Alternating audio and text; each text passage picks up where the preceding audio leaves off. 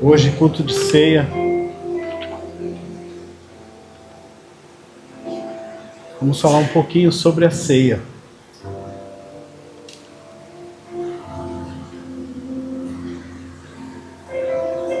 Sobre o que representa, né? Por que da ceia? Vamos falar um pouco sobre isso. Eu quero ler o texto que está em 1 Coríntios 11, do 23 ao 25, que é o texto que a gente utiliza na ceia.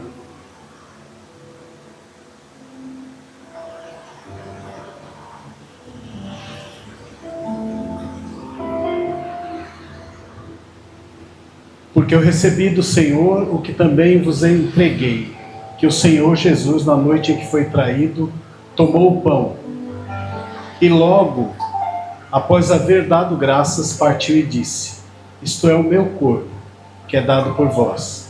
Fazei isto em memória de mim. Do mesmo modo, depois de comer, ele tomou o cálice e declarou: este cálice é a nova aliança no meu sangue. Fazei isto todas as vezes que beberdes em memória de mim. Amém. A ceia é para quê mesmo, irmãos? A resposta está aí no texto. É para quê mesmo? Para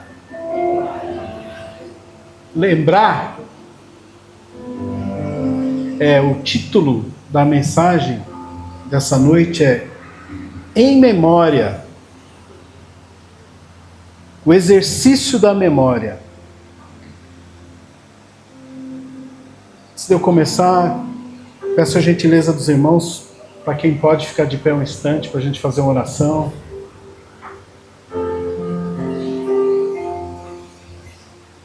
Senhor meu Deus e meu Pai, em nome de Jesus, eu te agradeço por essa oportunidade, Senhor. Que o Senhor fale conosco aos nossos corações. Pai, que possamos entender que a memória do Teu Filho aqui na terra não é só da figura, da imagem, mas sim de um legado de ensinos, de sinais, de prodígios, de maravilhas, de amor, e também e principalmente do silêncio face aos sofrimentos que Ele passou. Que possamos entender, Senhor, que trazer a memória a Cristo significa voltar lá no Éden e perceber cada momento que Ele foi citado ao longo das Escrituras, até chegar ao momento que Ele nasce da Virgem. Que possamos entender que trazer a memória de Cristo no culto de ceia é muito mais do que um ritual. É trazer a lembrança quem Ele foi, quem Ele é, o que Ele representa para nós. Amém. Não só hoje, mas para todo sempre. Que Ele veio 100% homem, 100% Deus. Morreu na cruz, e a cruz abriu uma fenda na história, um espaço para que nós pudéssemos ser aceitos por Ele. É a redenção propiciada pelo Pai, para que possamos voltar, retornar, nos converter e nos achegarmos a Deus.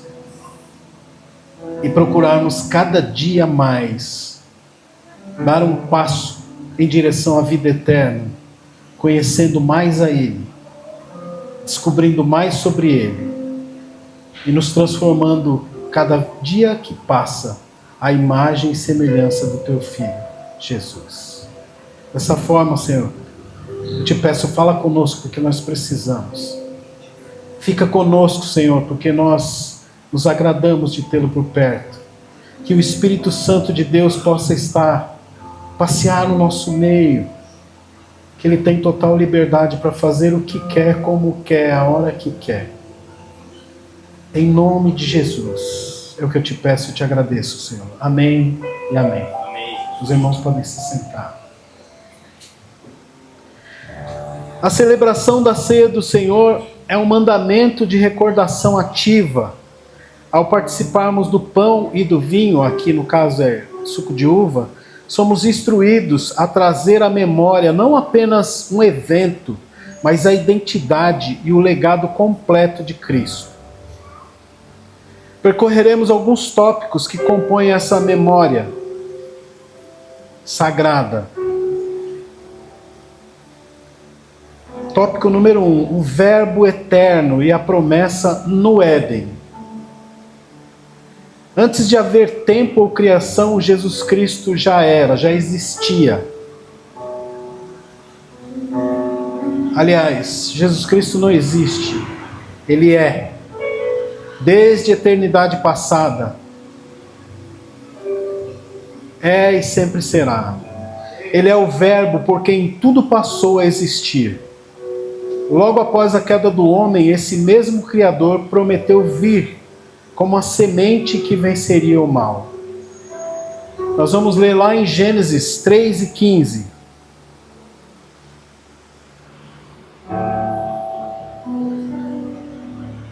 Estabelecerei inimizade entre ti e a mulher, entre a tua descendência e o descendente dela, porquanto este te ferirá a cabeça, e tu lhe picarás o calcanhar, somente até aí.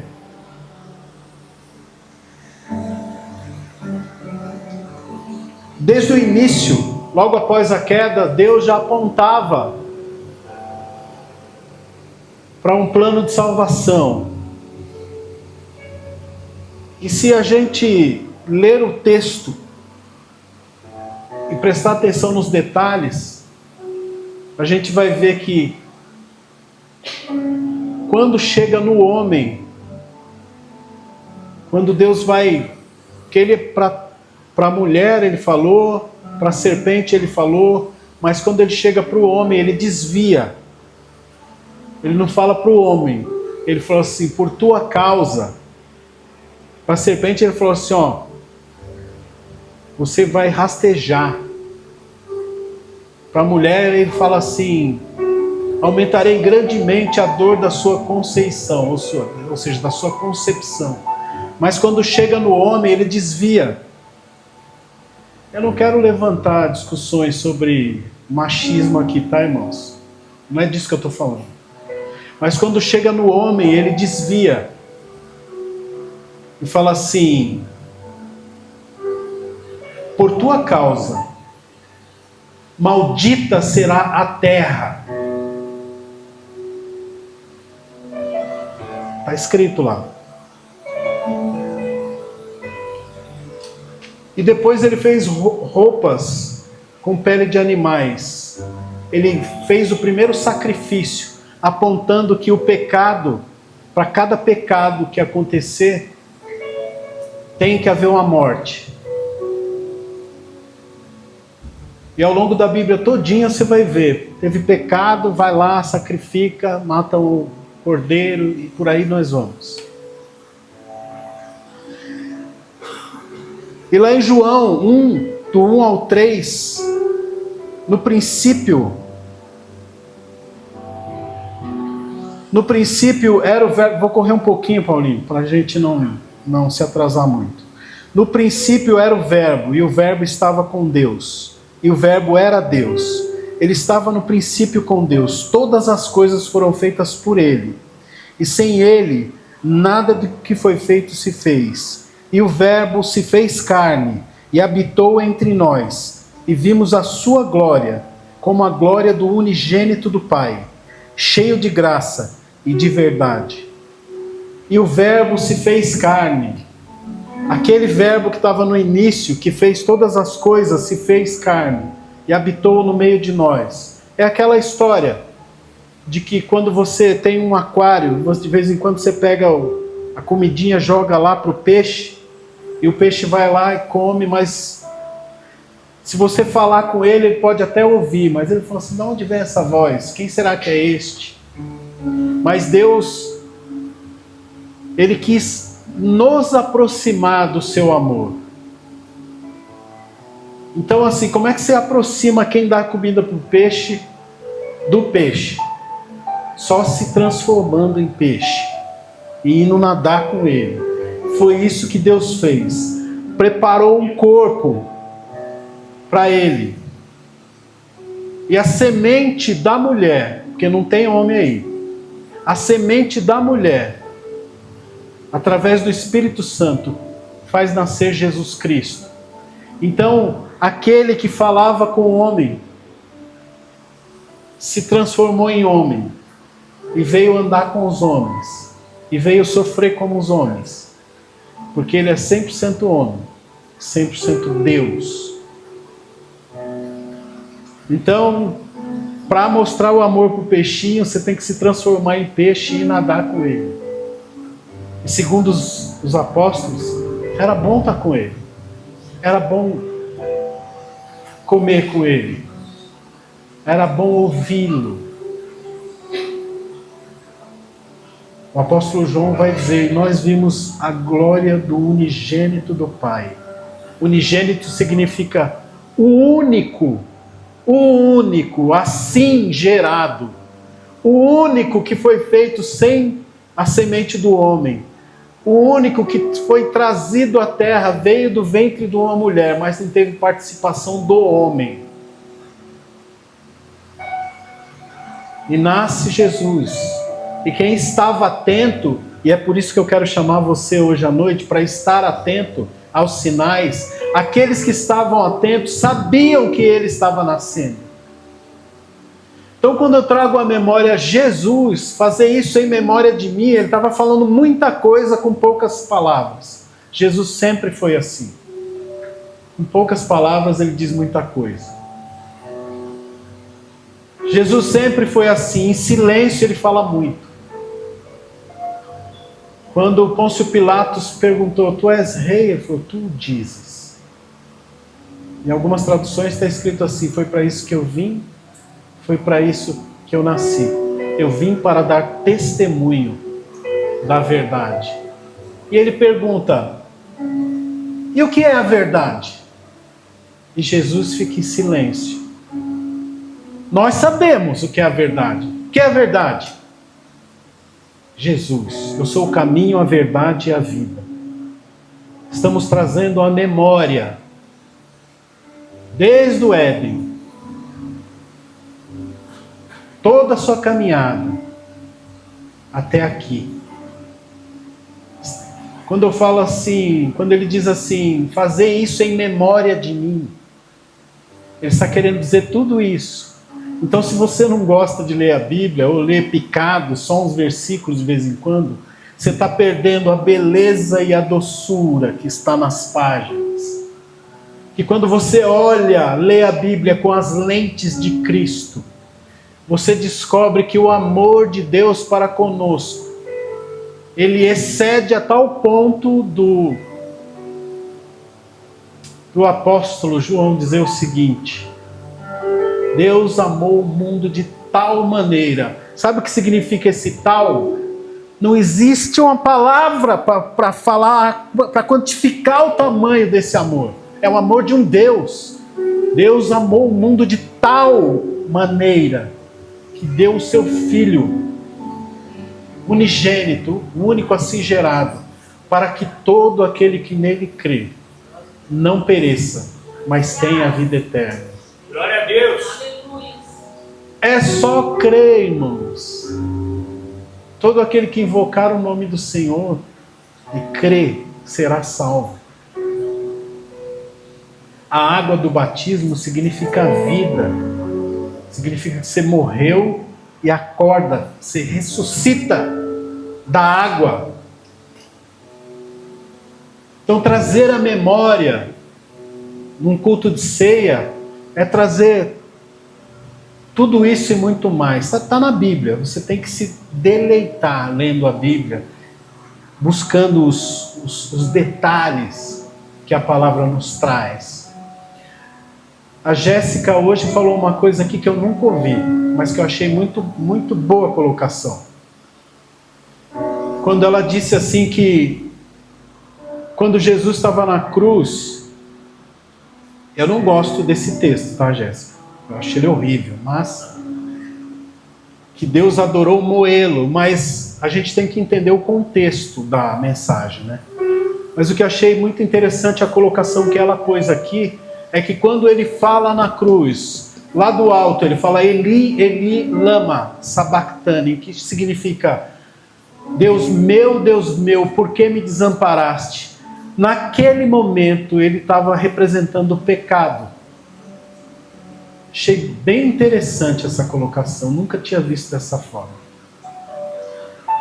E quando a gente traz à memória Jesus, aquele que andou nessa terra e sobre as águas, eu estava orando e o Senhor falou assim, bota a sua criatividade aí para funcionar.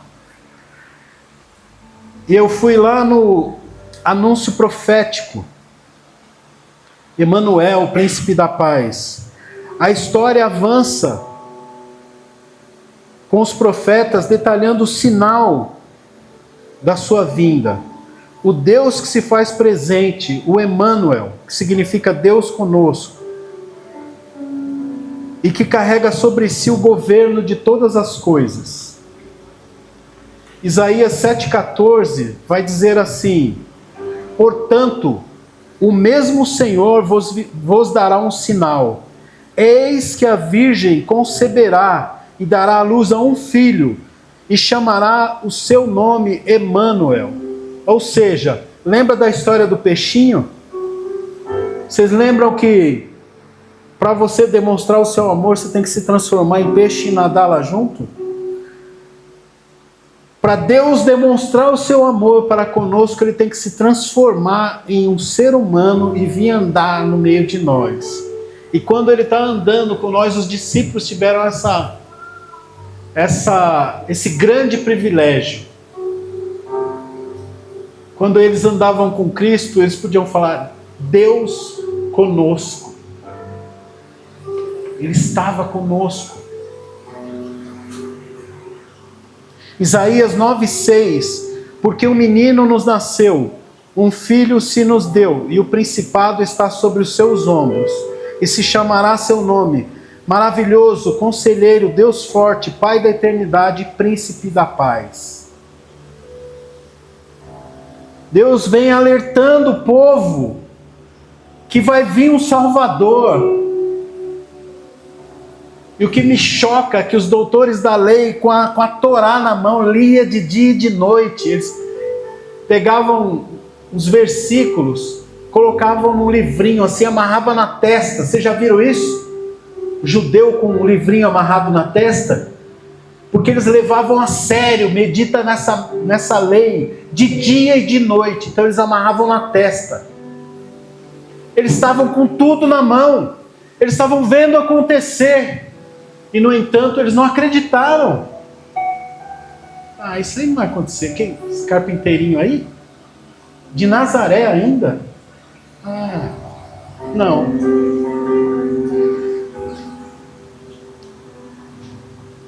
O domínio do Criador sobre a criação. Foi aqui que eu dei uma viajada.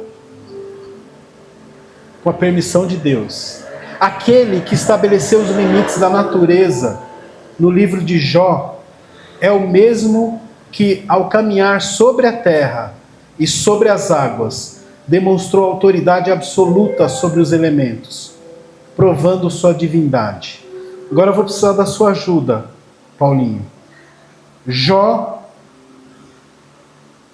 do 38, a partir do versículo 4, eu vou ler até o 11. Esse texto, Deus está respondendo a Jó, através de um redemoinho. E olha só o que ele fala. Onde estava tu quando eu fundava a terra? Declara-o, se tens entendimento. Quem lhe pôs as medidas, se é que o sabes? Ou quem estendeu a linha sobre ela? Sobre o que estão presos e seus fundamentos? Ou quem assentou a sua pedra de esquina? Quando as estrelas da manhã cantavam juntas e todos os filhos de Deus gritavam de alegria? Ou quem encerrou o mar com portas quando ele rompeu como se tivesse saído do útero? Quando eu fiz as nuvens sua vestidura e da espessa escuridão uma faixa para ela? E quando estabeleci sobre ele, sobre o mar, meu limite, e coloquei barras e portas, e disse: até aqui tu virás, porém não mais adiante, e aqui ficarão as tuas ondas orgulhosas. A arrebentação, pode olhar para a praia e ver que a onda vem e ela morre na arrebentação. Isso é uma ordem de Deus.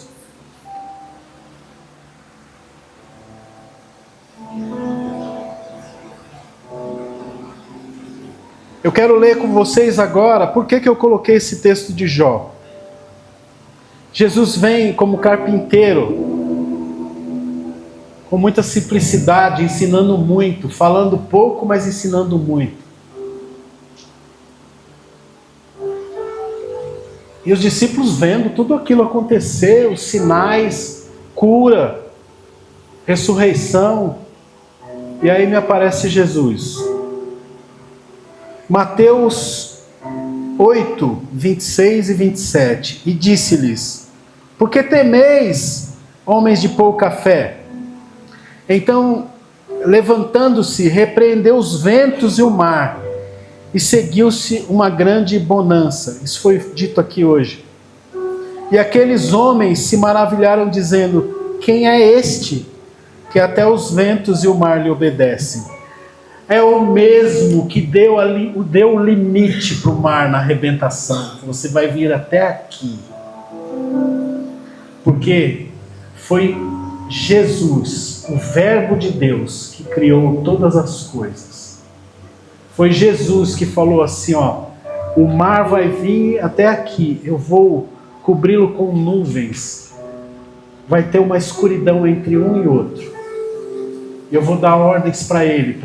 Ele é preso, ele é encerrado com barras e muros que a gente não vê. E ele vem e pede para o vento e o mar se acalmar. E eu, assim como os discípulos, se eu estivesse lá vivendo a situação, eu ia estar perplexo, né? Porque ele falou: ô vento, menos. Mar, fica quietinho, você já fez demais. E eles obedecem, significando que ele tinha domínio sobre todas essas coisas. Um carpinteiro de Nazaré. Depois eu quero salientar Mateus 14, 26, que diz assim: quando os discípulos o viram andando sobre as águas, ficaram aterrorizados e exclamaram: é um fantasma! E gritaram de medo. Mas imediatamente Jesus lhes disse: tende bom ânimo, sou eu, não temais. De vez em quando eu ponho uma bacia com água assim em casa e eu ponho o meu pé para ver se, orando em nome de Jesus, eu consigo. Até hoje não consegui. Brincadeiras à parte, significa que ele tinha o domínio total sobre a criação.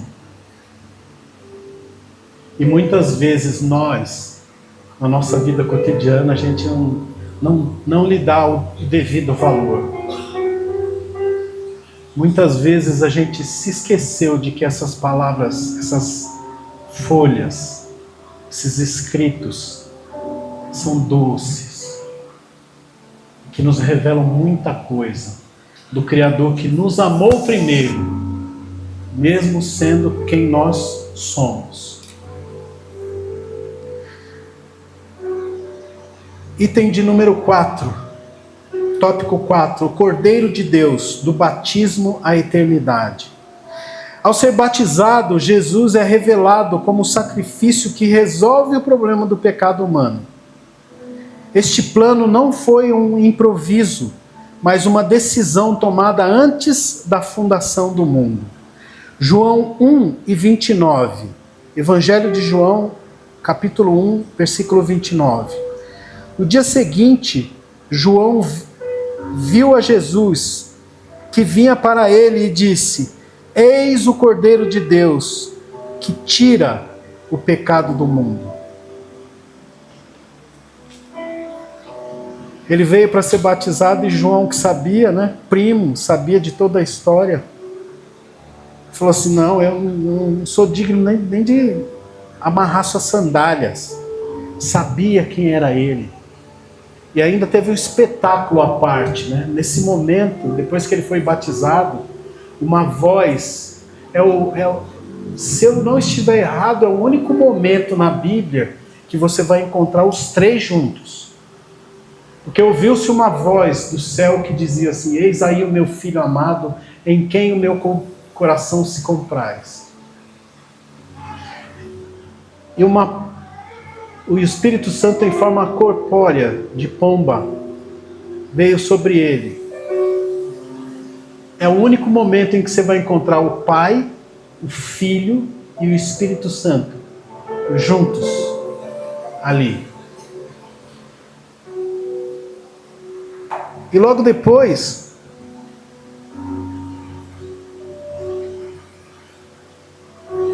lá em Apocalipse 13:8, vai dizer assim: e adoraram-na, significa besta, tá, irmãos? E adoraram-na todos os que habitavam sobre a terra, esses que adoraram a besta, cujos nomes não estão escritos no livro da vida do Cordeiro, que foi morto desde a fundação do mundo. Ou seja, quando o mundo foi fundado, toda a salvação já estava pronta. Antes mesmo do pecado acontecer, já estava tudo pronto.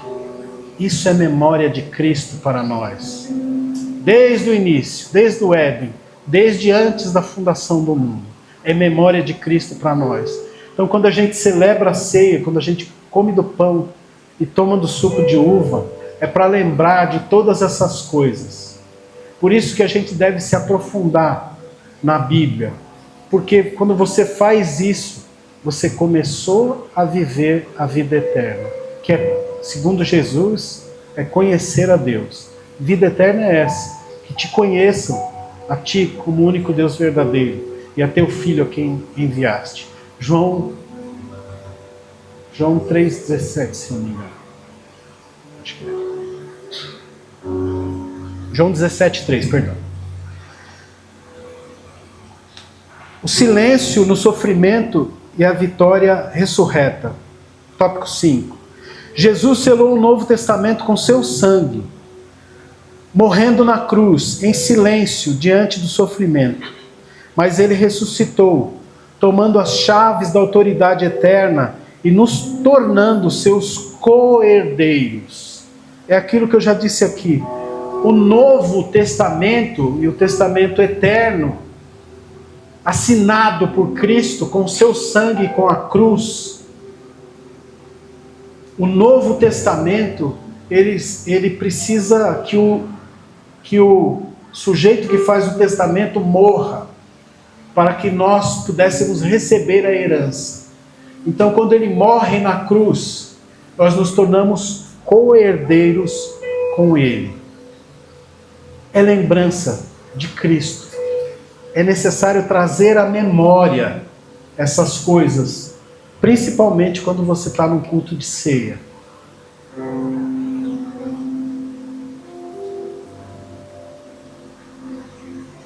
Jesus selou o Novo Testamento com seu sangue, morrendo na cruz em silêncio diante do sofrimento, mas ele ressuscitou, tomando as chaves da autoridade eterna e nos tornando seus co-herdeiros. Em Mateus 28:18, e chegando-se Jesus falou-lhe, dizendo: é-me dado todo o poder no céu e na terra. Vocês têm noção de que esse que falou assim, todo o poder me foi dado no céu e na terra, ele vira para os discípulos, e isso se estende a nós, porque nós somos co-herdeiros em Cristo. Ele fala assim, podeis fazer tudo o que eu faço. Eu lhes dou o poder, podeis fazer tudo o que eu fiz e faço, e coisas maiores ainda. Todo o poder de Cristo está sobre nós. Por isso que vocês vão poder de orar pelos enfermos serem curados. Vocês vão orar por pessoas, elas vão ser libertas. Vocês vão orar por pessoas e pessoas vão ser ressuscitadas.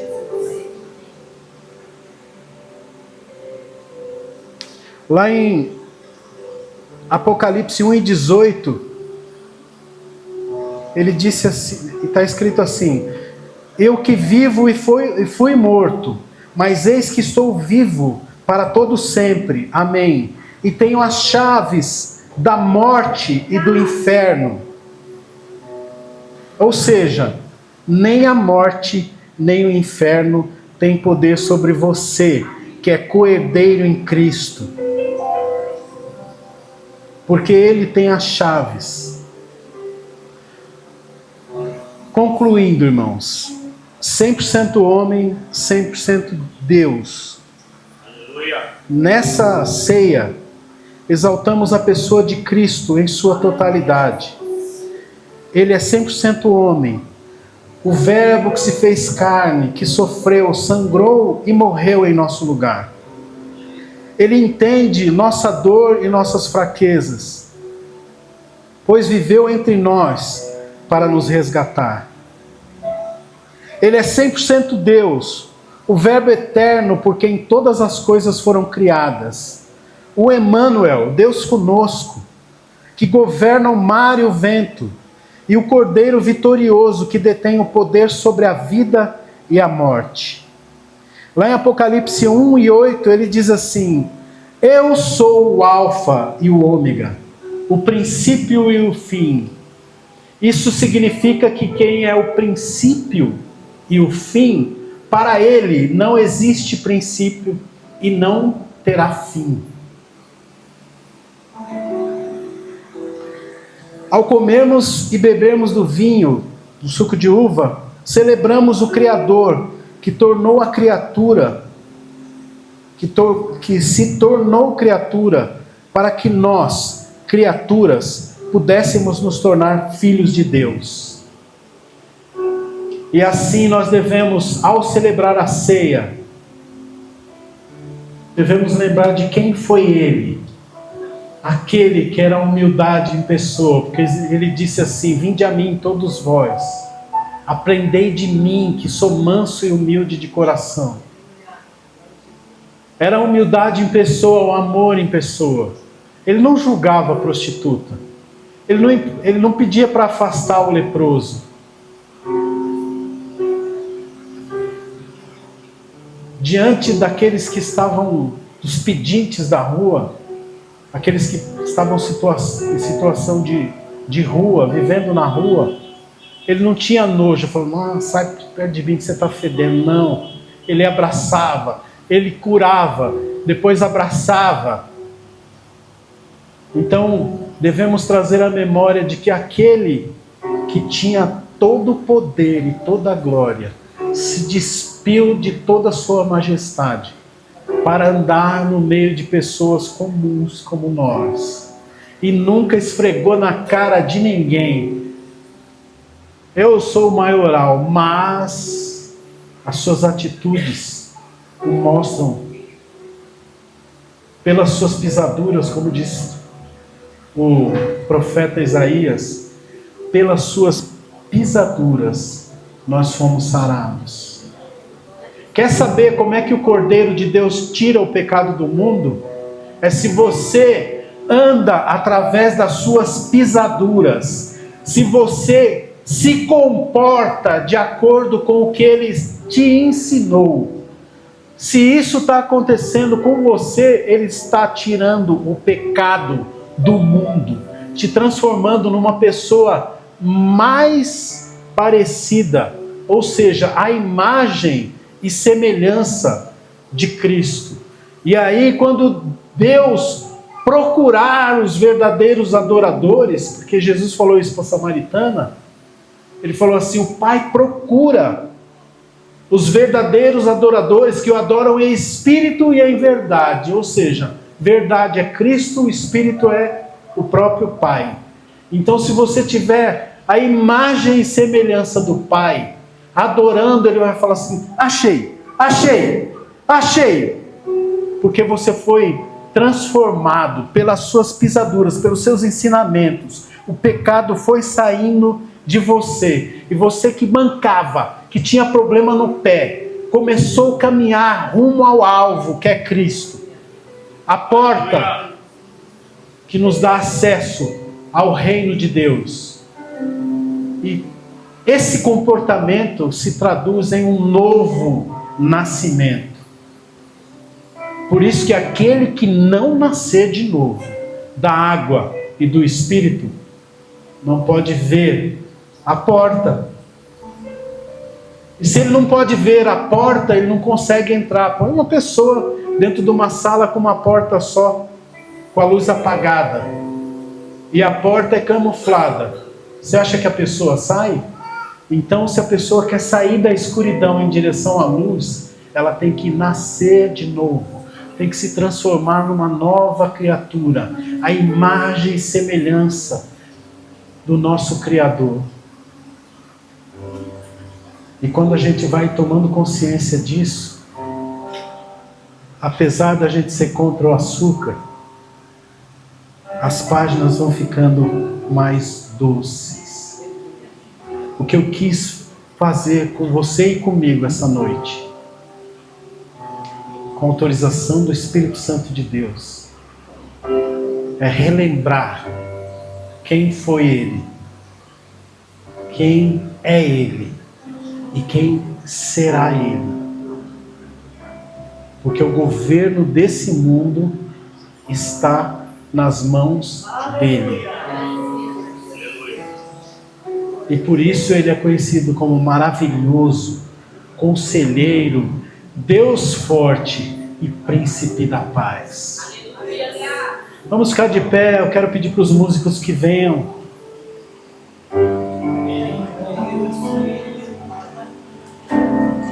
E aquele louvor que vocês cantaram aqui, que diz assim: quem é esse que não tinha pecado?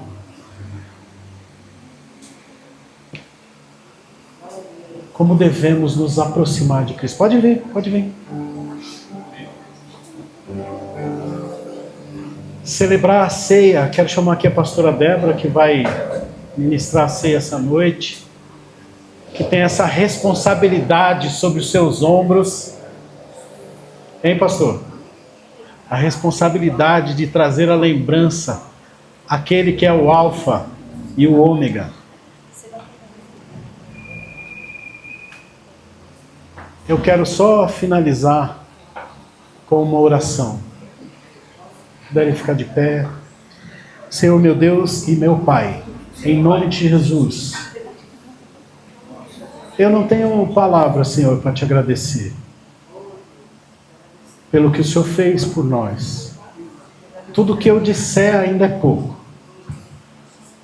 Tamanho é o teu amor demonstrado para nós através da figura de teu Filho Jesus. Eu sei que muitas vezes a gente não entende. Eu sei que muitas vezes a gente questiona. Eu sei que muitas vezes a escuridão parece que toma conta do nosso caminho. E nós te pedimos, Senhor, nos ajuda. Pai, nos ajuda, e sempre Tu estende as mãos para nós. Ainda que seja nos momentos mais sombrios, nós sabemos que o Senhor está conosco, porque Teu Filho falou assim: estarei convosco até a consumação dos séculos. O Senhor nunca nos abandonou. Quando estamos buscando e orando, muitas vezes com o coração apertado, sem saber o que dizer, sem saber o que falar, nós sentimos a presença do Teu Santo Espírito que intercede por nós com gemidos inexprimíveis. Ah, Senhor, eu não tenho palavras. Eu não tenho palavras para Te agradecer, Senhor. Senhor é santo, Senhor é poderoso. Ah, Pai, como nós precisamos do Senhor. Como nós precisamos do Senhor. Aleluia. Visita-nos, Senhor, essa noite. Eu te peço, Deus, que possamos estar sempre na Tua presença, Senhor. Se alguém estiver envergonhado por alguma coisa que fez, por algum pecado, eu quero dizer para você essa noite que Deus não vai olhar para o seu pecado, Ele vai olhar para o teu coração. E se você se arrepender, Ele não vai te julgar.